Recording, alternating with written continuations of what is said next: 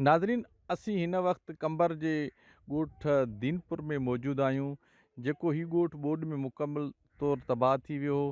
हींअर ॻोठ खां पाणी लहण करे रिलीफ कैंपुनि में तरसियल ॻोठाणा पंहिंजे माॻनि ॾांहुं वापसि थिया आहिनि, पर ॻोठनि जा जेके घर आहिनि उहे ड्रही पवण ऐं करण करे हितां जे ॻोठाणनि जी रिहाइश तमामु ॾुखी बणिजी वई आहे ऐं सर्दी मौसम में हू अज़ाब भोगण ते मजबूर बणियल आहिनि। उन सिलसिले में हितां जे ॻोठाणनि सां ॻाल्हि ॿोल कयूं था त हू कीअं पिया ज़िंदगी खे गुज़ारिन। ॿार बचा मस जियां कढी वञी कंहिं कैंप में पहुतासीं। उते कंबर में असांजी का बि माना उते माना न थी सघी मालिकी। ग़रीब आहियूं, न असांखे कीमा मिलिया आहिनि, न को असांखे राशन पाणी मिलियो आहे, कुझु बि असांखे कोन मिलियो। जंहिंमें ॻोठ ई असांजो ख़तमु आहे। ॾिसो पाण सां ॾेढ करे तव्हां सॼी संगत खे ख़बर आहे त असां में का शइ बि कोन्हे। असांखे वॾी तकलीफ़ आहे। असां खीमनि में सीअ सां सीअ अची विया, टपड़ हलिया विया, माल मरी विया, जंहिंमें असांखां कुझु बि न बचियो आहे। ॿार नंढड़ा आहिनि, इहे वीचारा हिक चोले में फिरंदा था अचनि। न को असांखे टपड़ आहे, न को बीमारी जी, न का असांखे कंहिं शइ जी मदद बि कान्हे का, न भोतारनि ॾो, न असांखे कंहिं चेयरमैननि ॾो। ॾाढो साईं ॾुखियाई आहे। तव्हां बि ॾिसो था, तमामु मजबूर आहियूं। कुझु बि न आहे, न ॿिज आहे, न भाण आहे, न हर आहे। सीउ आहिनि वॾा, तमामु बचा हड़ बीमार मरूं था पिया। खाधे जो बि राशन न आहे, पर घर बि असांखे वेहण जी बैठक न आहे।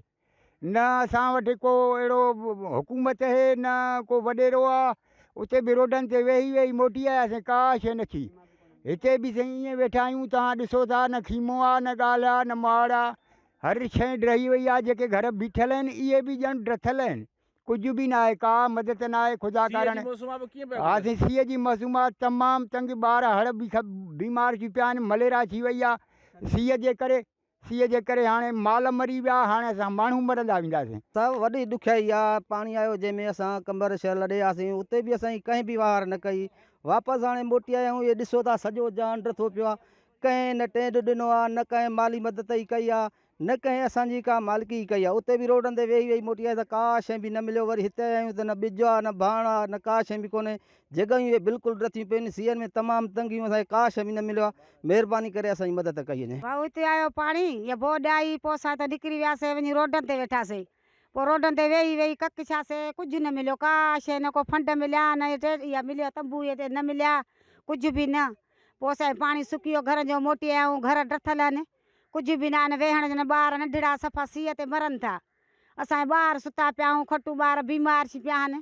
बसि असांजी का वाहर कयो, असां कुझु कोन मिलियो आहे, का शइ असांखे न मिलियो। असांजी जायूं जाॻायूं माल ॿ मेहूं मजूं मरी वियूं, कुझु न मिलियो असांखे का शइ में। तव्हां का मदद कयो। अब असांजे घर बचा, जाइ बचिया, न को रोड ते वेठा, का शइ न मिली असांखे। न छा बचड़ा नंढा बुख त मरनि पिया। असांजी जायूं ड्रहियूं, सीअ में बचा असां मरनि था, काॾे वञूं था। नाज़रीन, तव्हां हितां जे ॻोठाणनि जूं ॻाल्हियूं ॿुधियूं। हुननि सरकार खां मुतालबो कयो आहे त हींअर थधि जी मौसम शुरू थी वई आहे, असांखे अॼु ढकण लाइ टेंट ऐं माली मदद करे परेशानियूं ख़तमु कयूं वञनि।